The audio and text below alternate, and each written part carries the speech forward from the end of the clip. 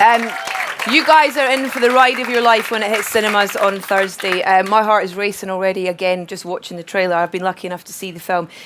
Please welcome along tonight. We're very, very honoured to have with us a man who's been part of Marvel for so long, and probably he's been behind so many of the Marvel films that you guys have seen and loved. And a man who's brought you heart and soul and roar like no other person could to the character of the Hulk. Please welcome Mark Ruffalo and Kevin Feige. Thank you. Hi. Thank you for being here. Hello. Thank you. Kevin, can I start with you? Yes. Because you've worked on so many Marvel films. Why was Avengers Assemble right for now? Why was it right to do this film now? Well, when we became our own studio, 7 years ago, we wanted to make a great Iron Man film. We wanted to make a great Hulk film. And midway through production of the first Iron Man film, it sort of occurred to us that we had all of our other characters at our disposal. That was not always the case. I like the Hulk action figure in the front row. Yes. That was not always the case at other studios. And that's what led to the Sam Jackson cameo at the end credits of Iron Man. And after the opening weekend of Iron Man 1 and did so well, people sort of said, well, what else do you have? And that's when we decided we're going to have Iron Man 2, Thor, Captain America, all build up towards Avengers. So it's been about 7 years. So you're asking why now? Because we'd finished all the other films. What about in terms of what this film was going to be about, what it encapsulated in terms of the history of the comics and what you've had prior to this film in terms of 500 Avengers issues over something like 48 years? How do you condense that? How do you get that story right? You hired Joss Whedon to write the script, which is what we did, and he did a magnificent job of it. And we had ideas of what we wanted the characters to go through in that film based on where we sort of ended their stories in their solo movies. But, Joss is the one that did the tremendous job of assembling the team. And I guess it's that thing because Marvel always are renowned for picking the right director for the right character. Whether it's Jon Favreau in that comedic irony or the theatrics of Branagh with Thor and stuff. Yeah. What did you want Joss to bring to this? I wanted to bring the characters. I wanted the characters to always be at the forefront of the story. And we knew we were going to have, you saw in the trailer just now, lots of explosions, lots of visual effects, more visual effects in this movie than any movie we've ever done before. And we didn't want the whole thing to collapse under its own weight. We wanted these amazing actors to shine above everything else. And Joss Whedon, whether it's Buffy or Angel or Firefly, that's what he's done. Or Toy Story. It's all, you walk out of that, you walk out of this movie, I hope, you finish watching those series, talking about the characters, talking about the character interactions, even more than the great genre overlay. Mark, congratulations, because you do Hulk very well. Thank you.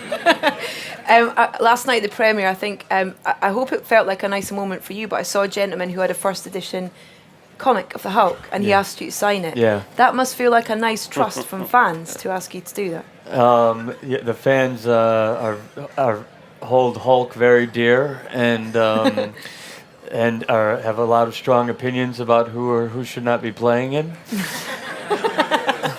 I heard you describe them as having exuberant passion. I've never had a part that I've done or performance I've done have been reviewed even before I shot a single frame before. Was that scary? Was it intimidating? Terrifying. Okay. But it's been a really nice acceptance from them that I've received, and culminating in someone asking me to sign the first edition comic book, really which nice. is already beloved. We're going to take a look at a clip actually of as we were introduced to you in the film, where you have a surprise visitor.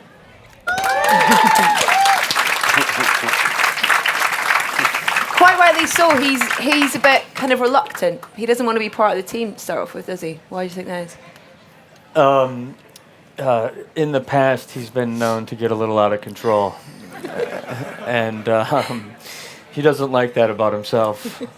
And he's not sure that it's going to be any better this time around. What about in terms of for you? Those two characters that you had to play in the film. What did you draw? I don't know, inspiration from or mindset of?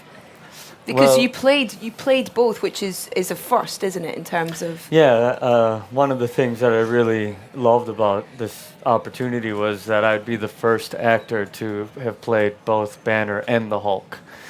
And, you know, that's only because the technology now is developed to such a point where with motion capture, the actor can really influence the CGI. Yeah.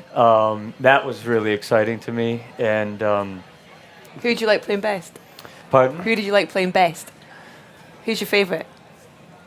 I like them both equally well. I love them. They're my babies. Okay. One of them's pretty hard to cuddle, but never mind. Hulk cuddle. No. You mentioned Joss in terms of the discussion and that open kind of communication. It very much seemed to continue through the movie, that collaborative process that he seems to have with his actors. Was that continuous? I said this. There's 100 reasons why this movie should not work, and there's one reason why it does, other than these guys. One and a half. One and a half. Two. There's two reasons why it does. He wasn't here, just the one. It's Joss Whedon and very true. Marvel, and Joss from the very beginning was incredibly collaborative. He took me aside and we went through the entire journey of Banner and the Hulk, and he sat there with a notepad and literally wrote down all of the ideas that I had to bring to it. This is, I think, even before I'd committed to doing it.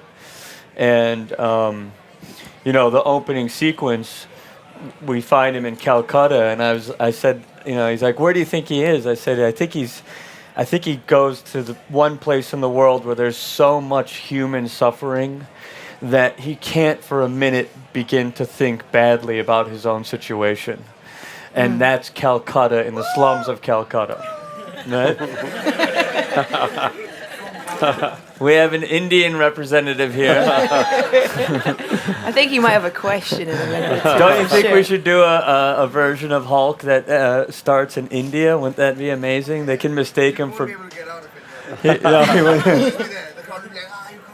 He wouldn't be able to get out of it. They'd think he was a god. They could paint him blue, and that would be it. They'd put him on a throne.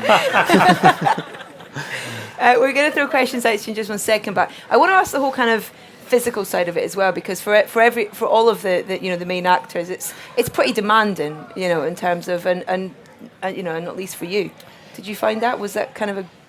Well, it's strange. I made my part of the movie completely by myself as far as the Hulk goes. There was some stuff where I'm with the actors on set, but that wasn't a lot of the CGI and the motion capture we did was for the fighting. Yeah. And so I was doing all that on my own with the geniuses at ILM, Mark Chu.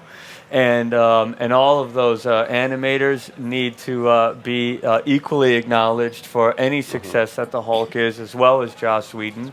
It was a team, it was a collaboration, and any accolades that I'm receiving have to be equally given to those guys. Thank you very much.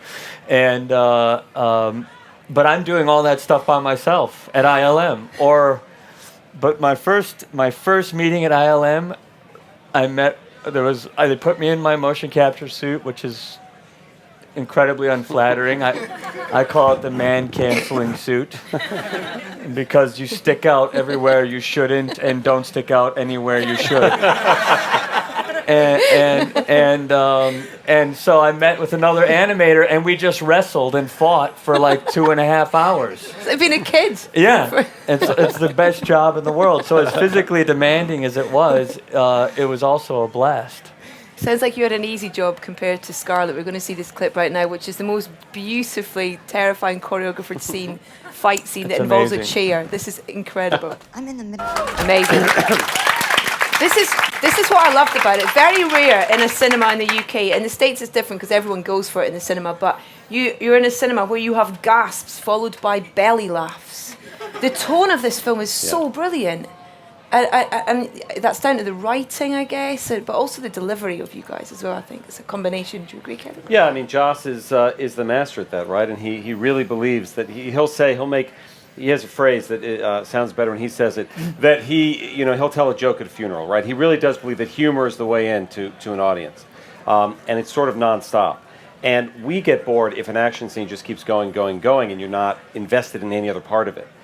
So there are moments in this film where just when you think the action is maybe and then he hits us with something else. Like that cutaway to Coulson that you just saw. Yeah, and in this scene as well, which is great, between Iron Man and Tom Hiddleston, our baddie in this, who's just exquisite. It's great. This is our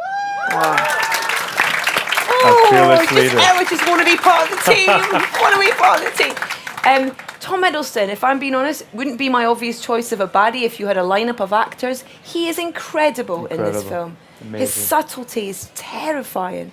Why was he the right job for Well, Loki? because Loki doesn't think he's a baddie, right? Loki is, for those who saw the Thor movie, it's as much an origin of the Loki character as it is of Thor. And we want a villain that has some other textures. They may not all be apparent as he's gone off the deep end in Avengers. But he certainly believes everything that is coming to him is well-deserved. And Tom does an amazing job of that. Well, let's get some questions from you guys, because there are a lot of you here. Let's go this young lady here. If you just wait till the microphone comes to you guys. Hello. Firstly, I saw it last night and it exceeds all the hype. It's amazing. You were dressed up, weren't you? No. Oh, I thought I saw you She dressed was dressed up as the Hulk. You were the Hulk? She tried. Hey. She was a great Hulk. She was awesome. Sorry, your question. I just wanted to ask, Mark, you're not really known for this kind of film. It's mostly kind of indie dramas and the odd thriller. Is that a conscious decision you made to not do films like this? Were you waiting for the call from someone like Joss Whedon, or did just nobody offer them to you before? There's an interesting perception about actors that we actually pick the jobs that we get. But more often than not, we're picked for the jobs that we do. And I don't think it was a matter of consciously not wanting to do something like this.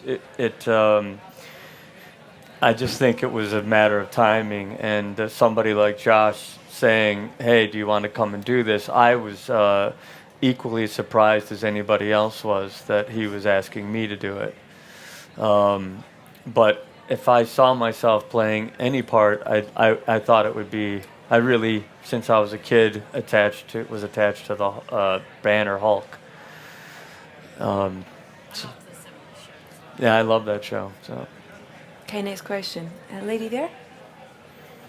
Hi, I was fortunate enough to go to the premiere last night as well, and I loved it, especially the bit in the rubble with you, which I'm sure a few of the ladies will enjoy in the film. Don't give anything away. No spoilers. What I wanted to ask was, though, did you speak to Eric Bana or Edward Norton about the character before, just as a little chinwag, Well, let me just start by saying I have a great admiration and respect for both of those actors, and I think they've been great banners. And this movie's just a continuation of those performances. It rolls right off. It's just an older, more tired, more world-weary version of Banner that is tired of running and has decided to turn and face the demon that's inside of him. But when this went down, I am friends with Ed particularly, and I called him and said, hey, man, I need to get your blessing before I move on this, because it feels a little. I don't want to tread in your territory. And he said, no, go for it. You should do it. You have to do it. And then he made a joke. It's going to be like our generation's Hamlet. We're all going to get a chance to play it. Okay, next question. Let's go over here. There, second row back. Forward. There you go. Hey, I got a question about the read-through. What was the first read-through like? What was the sense of? Was there a sense of massive expectation to it? Yeah.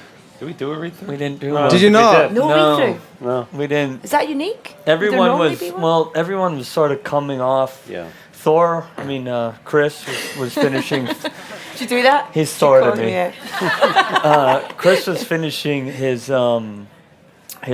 Thor press. I was finishing I was finishing The Kids Are All Right Yeah, press. Evans had just come off of some additional photography of Cap. It's not easy No to one get was them there. all in one room. And it didn't happen until the bridge, right? Yeah. Yeah. Wow, amazing.